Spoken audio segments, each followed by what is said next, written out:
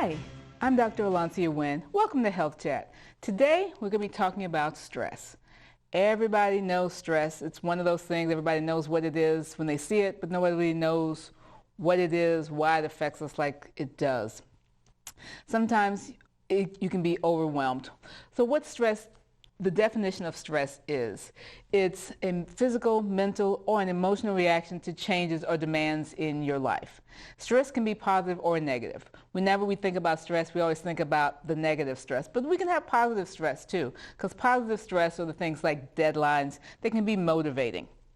Negative stress, that's what occurs when the changes or demands on you are overwhelming.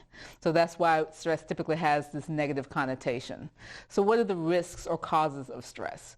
There are about as many as there are people, but the most common ones are a loss of a loved one, or a loss of a job, or a recent move, conflict with another person, whether it be friend, family member, co-worker, neighbor. But sometimes things like holidays can be stressful as well. Illness, either yours or someone that you're close to. Financial difficulties can also be very stressful. Sometimes world events, wars, conflicts, things you see on the news, crime in the area, any type of those kind of things. Sometimes people can internalize those and take them on as stress in their own life. So then when we're talking about stress and how it affects the body, there are actual physical symptoms that people can get from being under stress. And not everybody has all the same symptoms. Sometimes people can be under a large amount of stress and not have any symptoms at all. Sometimes people can have one or two symptoms. Sometimes people can have one symptom, and then if the stress doesn't go away, then an additional symptom will come on. So everybody's a little bit different as far as how they are reacting to stress in their life. Some of the more common physical symptoms are things you may have had yourself.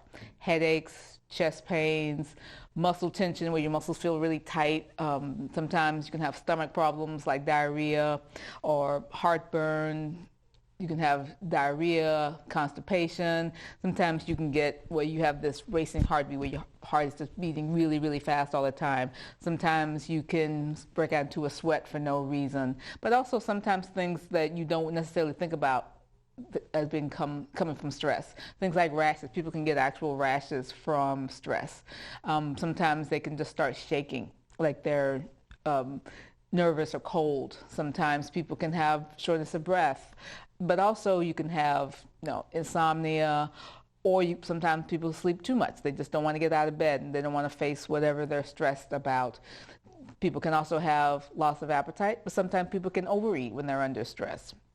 You can get dizzy, you can get lightheaded, all those type of things. Sometimes, and as I said, you can have multiple of those symptoms, or you can have one or two, or it can change based on the day or the week or what level of stress it is. So if you're under a little bit of stress, you have maybe one symptom, but if you have more stress, you may have more than one symptom. You can also have some mental symptoms. It's not just the physical symptoms that can come when you're under a lot of stress. Things like anger or depression, feeling irritable.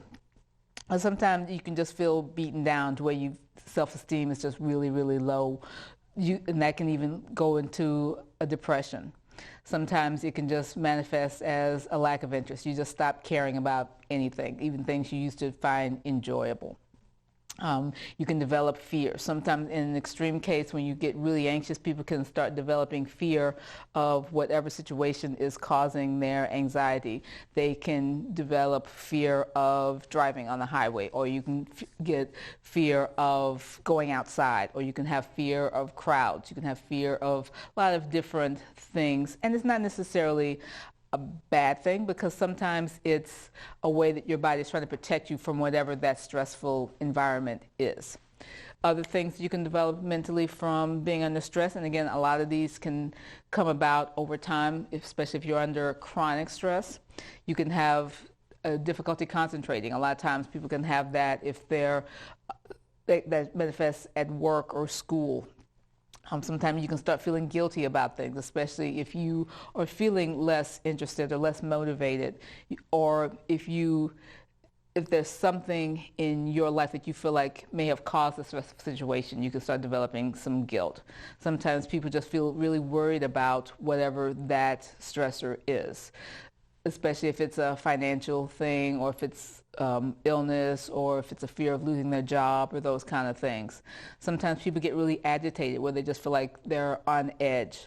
And those are the people that, if you hear about the stories sometimes about the road rage and people, quote unquote, snapping, that's sometimes people who are just really agitated. It just doesn't take very much for them to get even more angry, and sometimes that can lead to aggressiveness.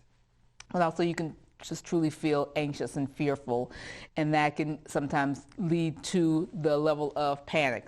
Going back to what I said, where you have this fear of these certain situations.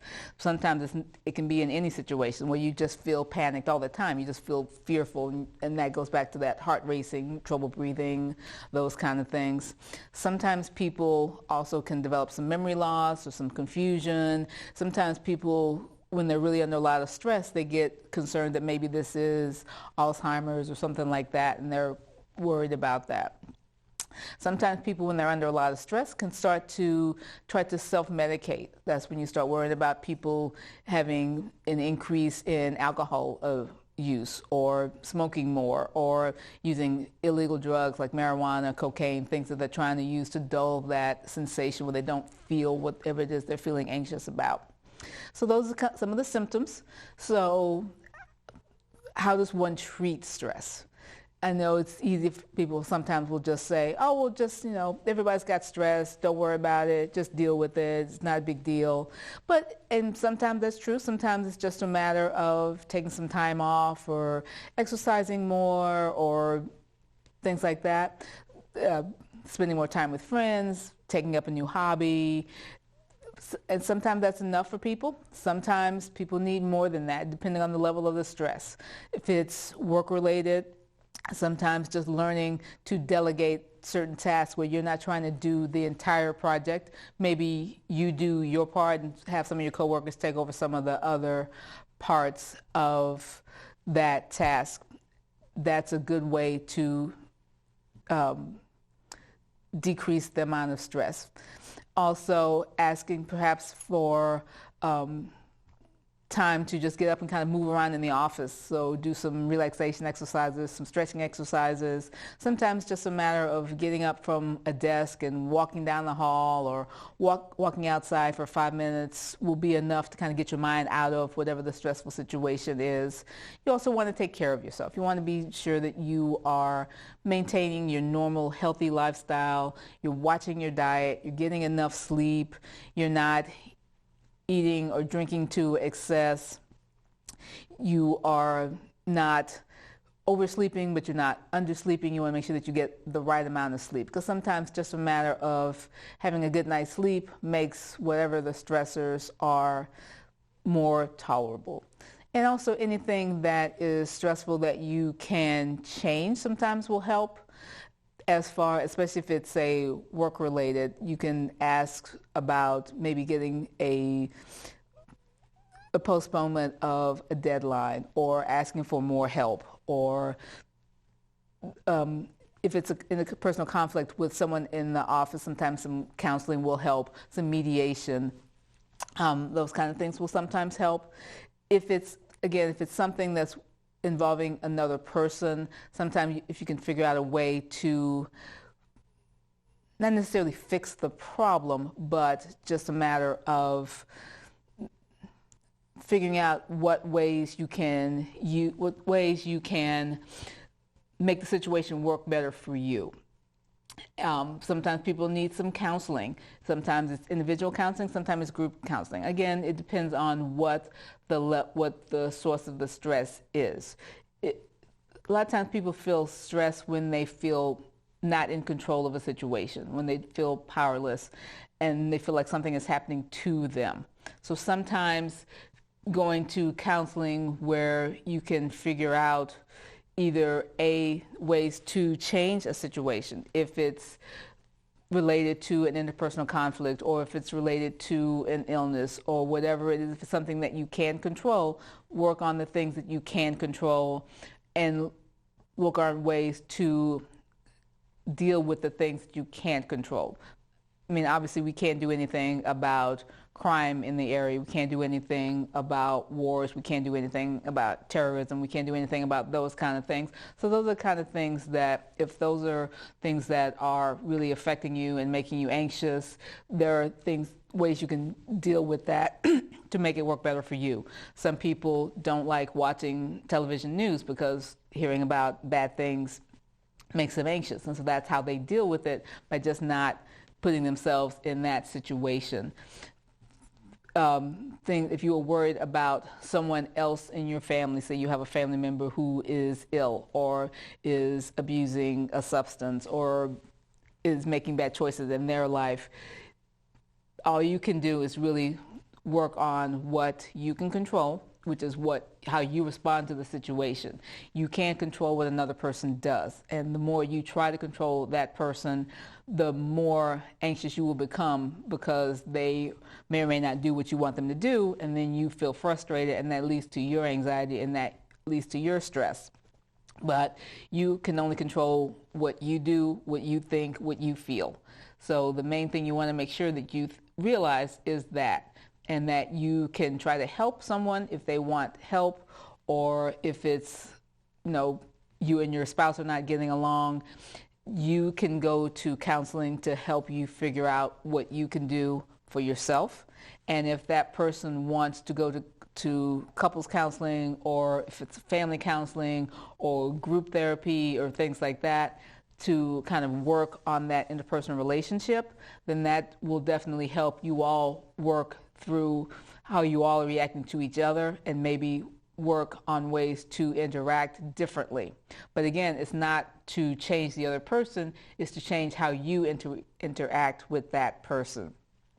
And also, things you want to make sure that you, like I said, take good care of yourself, because it's really easy when you're under a lot of stress to justify, well, I've had a really bad day, so I can eat these 5 donuts.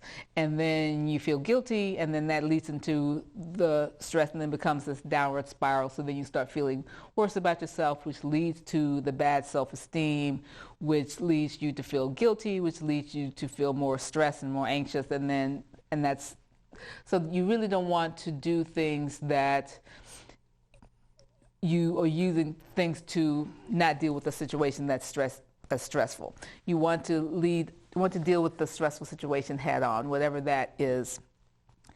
And you want to figure out ways that you can work and live and be feeling better and not feeling so anxious. A lot of times, especially in an area like the Washington, D.C. greater metropolitan area, there's always go, go, go, do, see.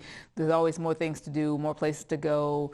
Even children are getting really their lives are structured and overscheduled. And sometimes it's just a matter of taking time for yourself, taking time for something you want to do, sometimes just relaxation. Sometimes there's nothing wrong with just watching TV for 20 minutes or 30 minutes and not multitasking, because a lot of times people find themselves multitasking a lot and thinking, oh, well, if I do these 3 things all at once, then that gives me more time to do something else. No, all it does is it makes it harder for you to focus on any one thing, and then you either finish those 3 things and then replace those 3 things with other things, and then you just never feel like you catch up.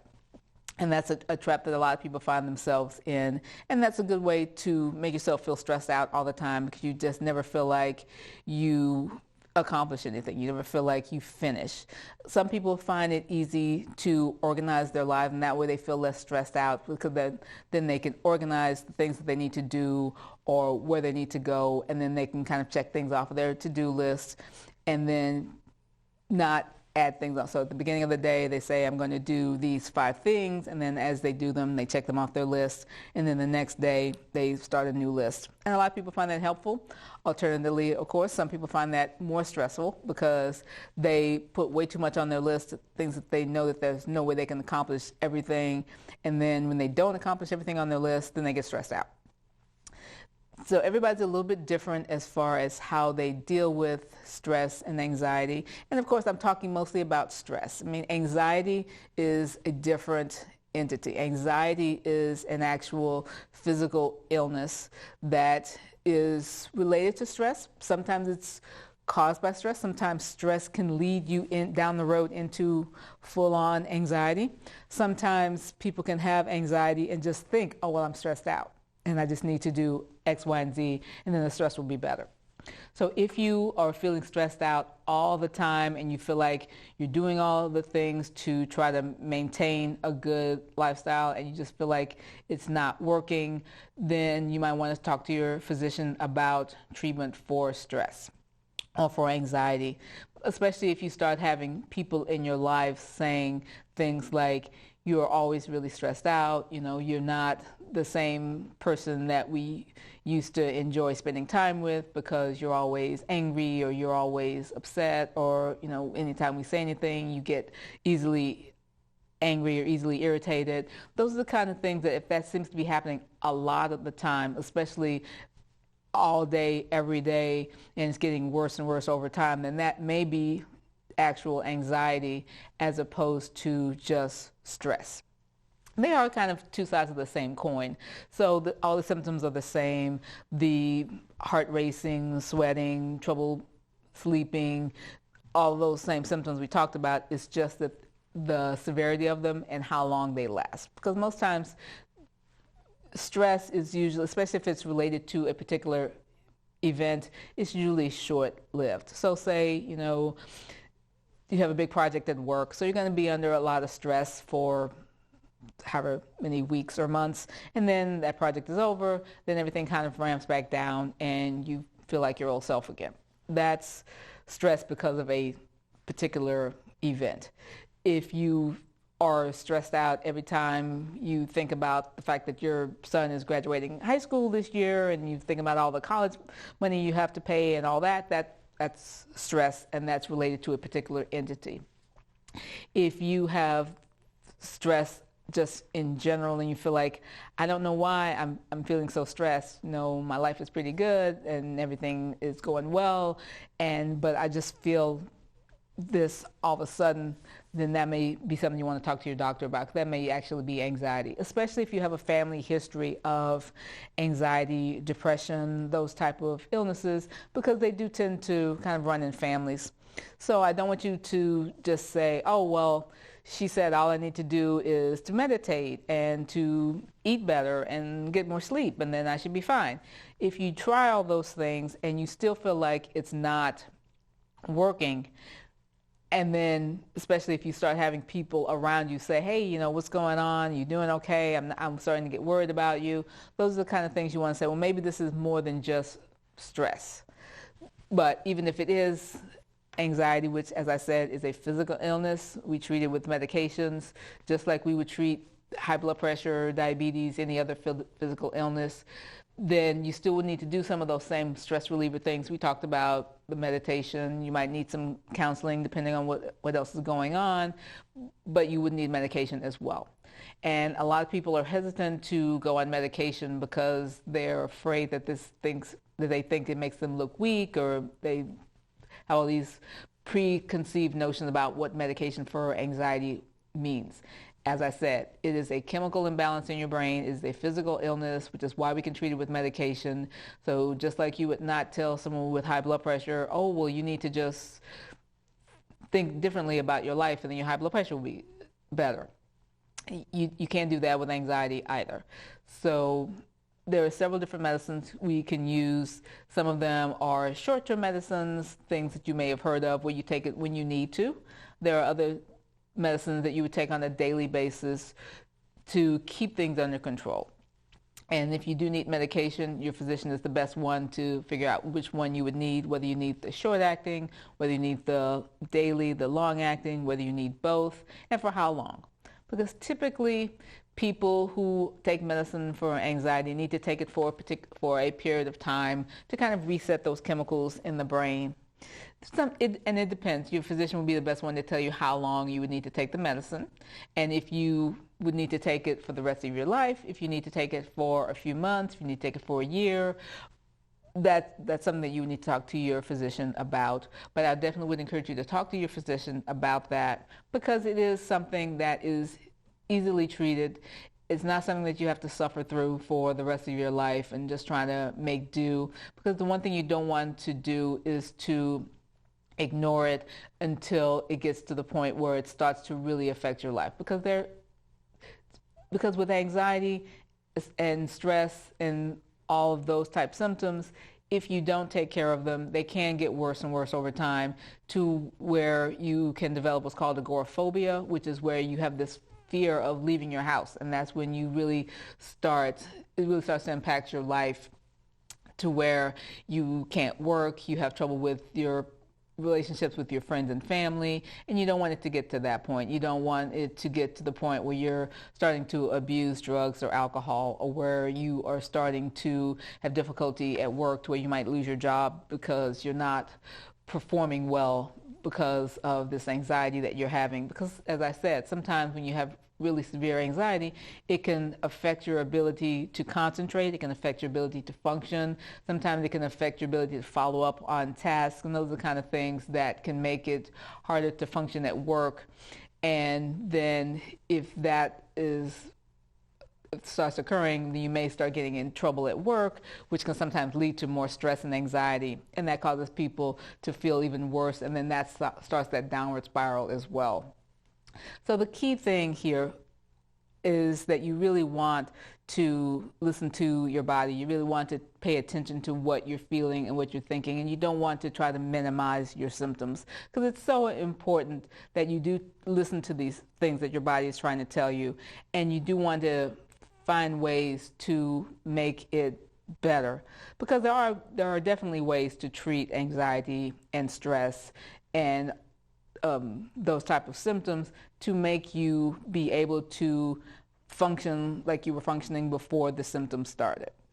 So getting plenty of sleep, watching your diet, exercising, finding time for relaxation, meditating, journaling, all the things that a lot of the self-help books will talk about, and magazines and TV shows and all those kind of things. Yeah, they're all great, and I definitely encourage you to do any and all of those that will work for you. And a lot of times you have to try several different things to find something that works for you, because just because your mom or your best friend found that they could meditate for a few minutes a day or 20 minutes a day and that works great for them, you may not be able to do that. You may want to take up walking, because a lot of times people find that very meditative even though they're moving, and they find that a good way to relax. Other people will start to knit or crochet. Some people will pick up a phone and talk to an old friend, or